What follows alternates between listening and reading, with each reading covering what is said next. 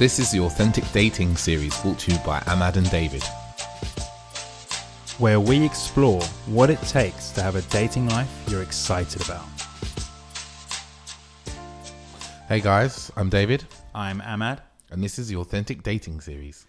In this episode, we want to talk about why we believe most dating techniques that are available online or espoused about the place in magazines and wherever you may find and read them are flawed. Now, the first thing to say is I'm not saying that they are inherently bad or wrong to use. I'm saying that they're flawed. And we'll get to that in a second. Well, actually, we'll get to that right away. So the first thing is that a lot of the techniques that we see out there are actually a way of avoiding rejection. And they tend to then manipulate a situation or aim to manipulate a situation so that people are not being themselves, that they can avoid any sense of rejection or chance of messing things up when they're talking to a woman or, you know, seeing someone they want to go and talk to, and then they get all in their head. And so they stop being present to what's actually going on, and being there in the moment with themselves and with the other person. So some examples of what I mean would be pickup lines that you've read online, and the aim of a pickup line is to elicit a response, is to get a positive response. So that's why I'm saying here, it's like, well, that's not real. That's not something that you may naturally say. And then other things are like canned stories, or even actually is going as far as some advice would suggest dressing in a particular way that would get attention. So then all of this, what we're saying today, all of this stuff, while again not inherently bad or wrong to do, they come from a place that's not being you. Yeah, and it's really coming from a place for us, like our opinion is coming from a place of that, you know, what you are and what you know isn't good enough, and who you are isn't good enough, and that someone else, whoever this other person is that you've got these pieces of advice from, they know about how to be you better than you do, when, you know, no one knows how to be you better than you do and how to express yourself as you do. You know, and these techniques, like Ahmad said, things like hand stories or clothes. And I find the clothes thing slightly ironic at the moment because I'm sitting here in a hat with my jewelry on, beads and all. But they come from a place often that you're trying to hide yourself. You're trying to hide your true nature from the world. Yeah, and in doing that, when let's say you've decided that there's someone you want to go over and meet, and you've read a good pickup line or a good technique, and you go over and you say this, well, straight away there is a disconnect. Like you can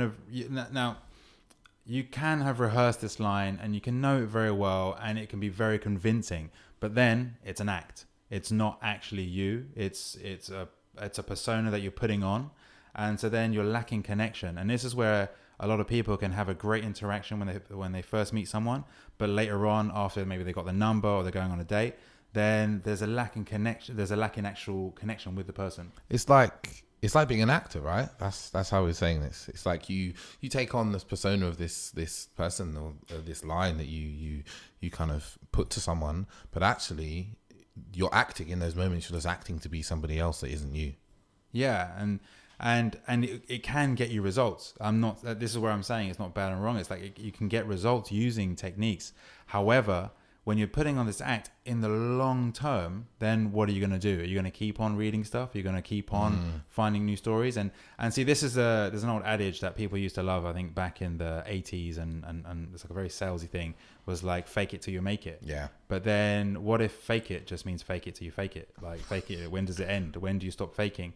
I actually once met a guy who was in a relationship, and he'd been in this relationship for about a year or so, and he was still reading material online, stories that he would then go and tell his girlfriend, because he knew that they would get certain responses. Wow. And yeah, it's pretty sad to hear, actually. Like I see Dave's actually looking very sad here. Yeah, super. And so, you know, this goes on to the second reason as to why we're saying a lot of these dating things are flawed, because it limits your personality. Like you're not developing yourself. You're not unfurling. And when I say unfurling, you're not evolving. You're not being. You're not experiencing. You're not living out and doing things and being the person that you want to be. It kind of comes down to some of the stuff we said in our first episode about how dating isn't just about dating, right? It's about living. Yeah, and like Dave just said, like so like a lot of people are out there trying to get a sense of who they should be by looking at other people, and yet most of the most confident people that we see are just being themselves. So then what people are doing are going out there looking at other people, trying to learn how to be themselves. So then how are you going to be yourself if you're copying someone else? Exactly. Yeah, it's just, there's no end to that. It's a vicious circle. Yeah, because how do they know how to be you? Like, I understand that, you know, by looking at other people, you might learn things and be like, oh, there's things that I want to experience and be, but you can't go and be like, okay, I've seen, you know, Richard Branson, I want to be a businessman just like him. You can't be him, right? Because you're not him, you're you. And you need to learn your self-expression of who you are in the world. Yeah, exactly. And we never actually know the full story of someone else. You may see the successes, but you don't see the failures, and you don't see what they had to go through. And anyone who's been successful in themselves and expressing themselves in business or whatever, they have come to understand themselves and what works for them. And they may go on to write books to explain what worked for them, but that doesn't mean it's going to work for you in the exact same way. And so with that, like what we want to get to today in today's topic is that a foundation in yourself is key, and it's actually the core. Because you see, like I said at the start, the techniques aren't wrong and they're not bad. But when you have a good foundation in yourself, first and foremost, then you can play. Like, so David said he wears beads. He's got a hat. He's wearing it right now. And I know that there are certain theories in dating. They would have called it peacocking. The sense of like a peacock shows its feathers. It's very very attractive, and it's true. It is true. You stand out. You're noticeable, but equally, if you're doing it just because you read it was a good thing to do, as opposed to that's a true sense of who you are and how you like to express yourself, then there's nothing behind it other than the fact that you read about it online. And then there's a second layer that you can then learn to talk about that and say, well, I wear it because of X, Y, Z reason. But again, it's not really true. Whereas for David, for example, why do you wear the beads? Because, as I said in the first episode again, like, I do a lot of traveling, and most of these have come from places and people I've met even that kind of mean something to me. Like, I've got some beads here that I bought in India from a Tibetan refugee that's living there who had a market stall. I have a moonstone that I bought in, I think it's just outside of Cusco while I was on my first ayahuasca retreat. And I have these wooden beads that I bought in Ethiopia. I got a lot of beads. He's got a lot of beads. So, but you see, so then for David, it's like, he's expressing himself, and it's true. It's true for him. He actually enjoys it. It's not just something that he's doing because he wants to get attention. There's a difference there. So then when we talk about a foundation of self, like, it's often banded about, like, just be yourself, and that's very troubling for a lot of people because they don't know who they are. So then there was two things that we want to say to break this down to begin, because knowing yourself is a journey. It's life. I don't think anyone out there truly knows themselves. They know themselves in a moment. They know who they are today, perhaps. Most people that I've met don't know. They're still trying to find them. A lot of people are finding themselves out there. Yeah, I feel like you're always kind of on this journey of knowing yourself, because through day to day and moment to moment you change. Things evolve about who you are and what you are. Like we were talking about earlier, it's like, what you were a year ago and who you were a year ago to who you are today is different, right? You change. People change. There's only one thing in life you can guarantee, I say, right? It's change. Yeah. And taxes. Exactly. Well, for some people, taxes, yeah. So with that, then the first thing is what I find gets in the way of people knowing who they are is they get stuck in their emotions. And we spoke a lot about this character called Shookman in the last episode. And Shookman was, for us, a character name that we gave to the negative self-chat, to the egoic beliefs or limiting beliefs or whatever, you prefer to call it. And so the first thing here is, like, in knowing yourself, is to first actually acknowledge what is the story that Shookman has you believe. And an important message about Shookman or egoic beliefs or limiting beliefs that you'll learn is that it always repeats itself. It's the same story. It's telling you the same story again and again and again. And so then this is actually part of who you are. But you see, so many people get stuck because they're not willing to accept that, or they believe that they should be different, that they should somehow be someone else. Or even worse, you believe that these feelings are wrong or bad, you know, like we speak a lot before the episodes that we record, but there's just this idea that, you know, you have these feelings that come up for you, say they're not positive things about yourself. You feel shame, or you feel upset, and you feel sadness, and you tell yourself you shouldn't feel this way, or you feel that you tell yourself it's wrong in some way to feel this way, and there's no way to be, right? You need to accept that these feelings, like any other more positive emotions, they're equal, they're fine, they're all okay and fine to have.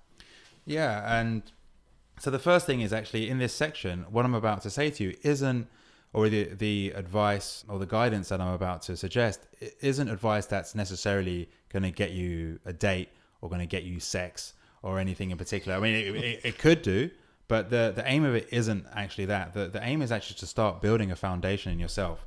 And so the first thing with the story of Shook Man is to own it and to express it. And so the reason behind this is you become more comfortable with yourself. And actually, going back quite a few years now, when I used to be really shook, really scared and nervous, is actually expressing this, like feeling it was wrong to express it and it was bad. And I remember once Dave and I were in Amsterdam, and just randomly he turned to me and he said, "I feel sad." And I was really taken aback, like that he would just say that. And so Dave, actually, you were one of the first people that really opened me up to the idea that it's okay to just express how you were feeling. I actually remember asking you, like, why? And you just said, "I don't know. I just feel sad." Yeah, and it's one of those things, like any emotion, like sometimes it just arises, you know, it just comes up and you're just feeling it. You could be just sitting at home some nights, and you know, I think a lot of you guys listening there, you can probably resonate with what I have to say. It's like sometimes you just feel a bit lonely, you know. You could be sitting at work and you feel lonely, you're at home, you feel lonely, but you know, instead of going, "Oh my God, that's bad, I shouldn't feel that way," or instantly, you know, especially in this day and age, we're like, "Okay, I'm feeling lonely, let me go and spend some time with someone," right? Or get rid of this feeling. Just be with the feeling. It's fine. It's totally fine to feel that way, and maybe call a friend and speak to someone, you know, to express it to someone who, you know, you trust and love, or, you know, just be with the feeling on your own and just let it be there and also let it go. Yeah, and so through beginning to own your emotions and how you're thinking and feeling in the moment, you start to become comfortable. And when you can express it comfortably, you start to realize that we are all on the same page. Like, I would feel sad, and now I understood that Dave, you know, has these feelings. You're understanding that we're all having these feelings. It's just like a sense of like, well, actually, you know, there's nothing wrong there. But again, society often has us feel like we need to be positive all the time, or constantly in an upbeat and confident position, and it's not the case. So an example that I have from the coaching days, and I'll do this in a short form, but I was with a client, and we took a break and we were in a smoking section, and he came up to me and he said how he just really hated how people were rejecting him on the evening, and it just felt like he couldn't handle the feelings of just, you know, feeling really bad about it. Like, you know, people rejecting me, just felt really shitty. And in that exact moment, this shot girl came into the smoking section. And if anyone doesn't know, shot girls are the ones that work in the bar, and they walk around and they're handing out, not handing out, they're selling shots from a tray.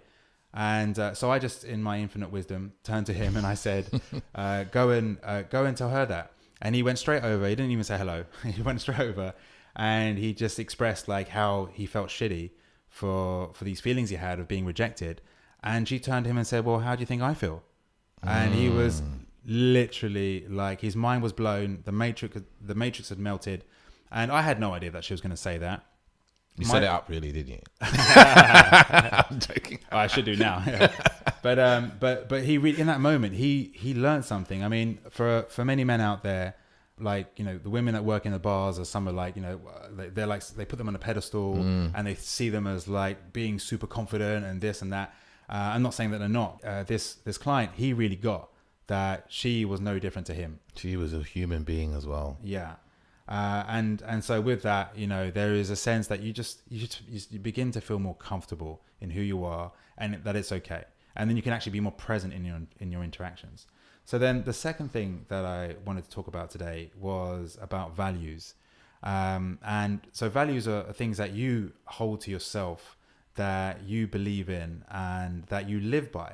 And so for me, like, being authentic is a value that I live by.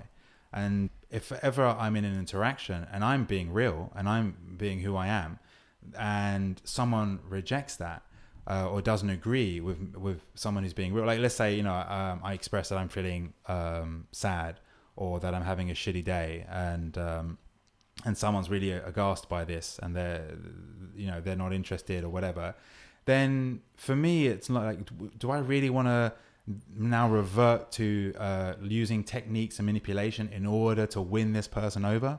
Or would I rather be speaking with someone who's actually also real and understands what it is to be a human being? Values that too. Yeah. And Dave, you had some stuff you want to say about that. Yeah. And it's something I see, we used to see a lot with guys, and particularly where there's this idea of like kind of looking around bars and clubs for kind of the hot girl. I say this in inverted commas.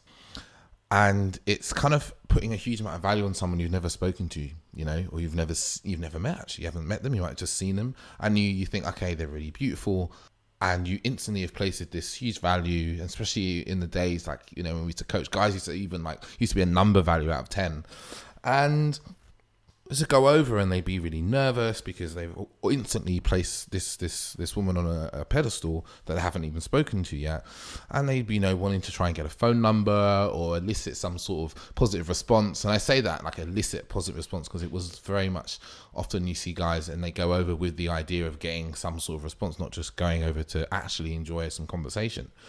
And what always used to spring to my mind was like, how do you know you actually even kind of want to talk to this person, right? You don't know them. They have no real value, actually. They're just neutral, like everybody else around you. Maybe you feel like there's some energetic reason that you feel you want to kind of go and speak to them. But actually, how do you actually know you want this girl, right? Because you don't know anything about them yet. And if you start to really think about this, it's like someone you don't know. And more you'll talk to people, especially in terms of kind of approaching people you don't know, or even this could be kind of in bars and clubs, or, you know, wherever you go to, your hobbies and your camps or whatever it may be. And it could also be kind of online dating, because I know there's people fall into this trap as well of, you know, they're talking to people online, or they haven't quite started talking to people online. They've seen them and they're like, oh, this person, wow, look at them, blah, blah, blah. But you don't know this person yet. Until you actually speak to them and start getting to know them, they're just another random person, really. Yeah, so knowing your own values and owning up to your emotions are, I would say, the basis of starting to learn about who you are as a person and what you like. And if you're listening to this and you're wondering, well, you know, I have no idea, then this is a great time to start to get out there and start to realize and recognize what it is that you want. And as David was saying earlier, like, as you age through time, values change. In the past, you know, you may have been really, I know I was really into going out loads and clubbing loads. Nowadays I'm more into, you know, creating. Actually, this podcast is one of the things that I value. I really want to contribute. And again, so for me, at this point in my life, anyone that was, if I was dating someone that just wanted to go partying all the time and wanted me to go with them all the time and was against me working or against me doing things that help me in my creations. There's also like a comic book that I'm working on. There's business that I'm working on. But if anyone who felt that, you know, that got in the way of them or whatever, like for me, then that would be an issue, because it would start to grade against my ability to just express me and be who I am. Yeah. So then, just to summarize then what we're saying today, first and foremost is about being comfortable in who you are. And you can't really be comfortable until you start to own that voice, that shook man, the way that you feel. So if you're feeling nervous when you're going out on dates, or if you're going out to meet people, even hanging around with friends, you know, if you can't own that, then what it is, it's like an energy that's stuck and it can't move, and it kind of eats you up from the inside, because you just, every single time you're about to go out, you just know it's going to be there. It's going to be talking to you. You're going to have another shitty night. And I'd also add to that, and this is the first time this really came to me as Ahmad was speaking, it's also owning your desires as well. It's something that often we do. We have desires come up for us, and we kind of push them away as being like wrong or bad or not wanting them. But actually, I think owning your own desire, whether it be to have that McDonald's burger, you really want that burger, you own that desire. It doesn't necessarily mean you have to follow through with the action, but just acknowledge the desire within yourself for something you want. And I see this with men and women sexually as well. They're not kind of owning their desires, like whether it may be they see someone who they're attracted to or they speak to someone they're attracted to, and they kind of negate that in themselves. And I see that as something that really, it's just, again, it's just going in line with being authentic. And that reminds me of the concept we were speaking of earlier, which is as above, as below. And so below would be like your negative emotions, your sadness, the darkness in you, whatever you want to refer to it as.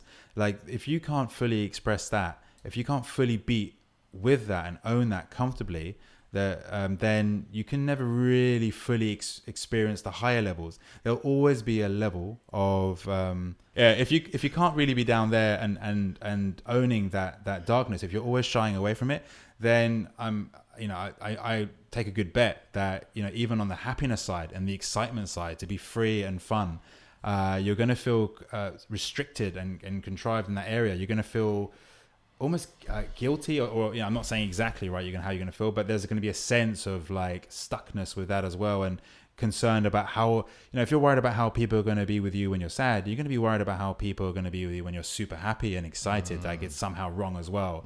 So then really then when we're saying comfort, all we're actually saying is being human, being comfortable, being a human being. And a human being has a myriad of emotions. There isn't a single human being alive today or who's ever been alive that hasn't experienced a myriad of emotions in their lifetimes, who hasn't had failures, who hasn't had rejection and upset. And I'd hope to think that all human beings have also experienced love and happiness and joy at moments, regardless of whatever their experience has been. And we do hear stories, from all types of people who faced serious ills, who then, do experience love and happiness. And people who have serious illnesses and whatnot, they find love inside for their condition. But my point here really is, without owning your both sides of your emotions, like David said, your desires as well as your sadness and your upset, then you're always playing like a limited version of yourself. And then when it's very easy to fall prey to just using techniques then to circumvent ever having to really own and deal with your emotions and really just be who you are. So going back to what I said at the beginning, then it's like when you can own that and you can be comfortable, two things happen. It's like you feel very at ease with yourself, and you feel very present to other people, because when you feel nervous, you're not getting lost in that nervousness. And actually, Dave, you were saying earlier about how when people often are not even thinking about the other person. They kind of, I can link that really nicely to your story about the shot girl. It's like we get so caught up in how we're feeling all the time. We're running through life or whatever it may be, that we actually forget how other people are also feeling when we speak to them or we interact with them in some way. It's like, it's the example of the short girl is a really good one, is that we you might see a good example actually is, you might go and speak to someone who, you're attracted to in a bar or club, and you go over and you start speaking to them, and they might seem a bit offish. Like they might not seem so interested in speaking to you or something like that. And instantly, we often go to the place of being like, oh, they don't want to talk to us for whatever reason, like they don't like us or they're uninterested in what we're saying. But actually, we don't always consider like what's going on in their life. Like, how are they as a person, Like if you stopped and said, someone, oh, hey, like, we've been talking for 5 minutes, but like, how are you? You just don't know what's going on. They could have had some family issues that have gone down. They might have just had an argument with their friend. They may just broke up with their boyfriend or girlfriend. You just really don't know. And we don't always come from a place of kind of compassion for what's going on for someone else. We often are coming from a place of like what I want out of this and what I want to get. Yeah, and often actually with even with what we're talking about today, and especially with techniques, but and what we were saying about techniques earlier. But even with what I'm saying about today, with hence why I said, like, I'm not suggesting that by being real and expressing your emotions or expressing how you feel it's going to get you laid or it's going to get you a date or whatever. But it's the intention behind why people do things. And they're just not present to the experience, the joy. They're just always in the end result. What was that Alan Watts quote? The one about dancing. About dancing, yeah. So Ahmad presented me to some music recently on Spotify, and it's basically it's got a guy, Alan Watts, philosopher. Would you class him as maybe? Yeah, and he's talking over some of these really nice dance beats, and in one of them he talks about how when you go to dance, you go to a party to dance. You go to dance to enjoy the dancing, don't you? You just dance. You don't think about the end of the party, right? You're not thinking, oh, I'm looking forward to the end of the party and the party finishing so I can go home. But you just enjoy the dance because you love dancing. Yeah. So there you go. It's like, being present, being comfortable with yourself, with your emotions, and what we were saying about values. And values really as well is about having your own boundaries, knowing what you want, knowing what you like. And the only way you can do that is by going out and experiencing life and doing things. And seeing, when I say doing things, going out, seeking experiences, sitting at home and never moving or never doing anything, never trying anything or suggesting that you can never do anything, only keeps you in a small place. Whereas putting yourself out there, meeting new people, trying new things, whatever it may be, you're always going to learn something. You're always going to see something new. There's always like an exchange of energy and a give and take sort of situation. And valuing your own experiences as being something that's important and valid, and valuing your experience and not necessarily valuing other people's experiences and them telling you that their experience is more important than yours in terms of how you learn for yourself through life. Cool. So again, just to wrap it up then, is being comfortable with yourself, with your emotions, and knowing your own values, and doing that through experience, through going out, through trying things, through speaking to new people, through pushing your boundaries, and then learning what it is you want, and also knowing that you're a transient being. You're constantly changing. Transient is a long word. I just use. I think so. But essentially, you're constantly changing. You're nothing ever stays the same. We kind of look at things and think they're very static, but actually, and you look down to kind of a molecular level, it's like things are completely changing every few days, every 2 years. Even as humans, every 7 years that we're completely new human beings in total. From a biology point of view. I struggle with that word there. So that's it. So thanks guys for listening in today. Our wonderful episode. If you want to get in contact with us, find out a bit more about what we're doing, head over to our Instagram, which is Authentic Dating Series, our website, which is www.authenticdatingseries.com, and we've also got a Facebook page as well. You can head over there for bits and pieces and more content. Yeah, and please do subscribe if you like our content and you like what we're doing. We're going to be releasing podcasts on a weekly basis. We're loving the response so far from everyone and the questions that are coming in, and we'll do our best to answer any questions that are coming through. But yeah, please do let us know what you think and to subscribe. We love to know that we're doing well. Great, thank you.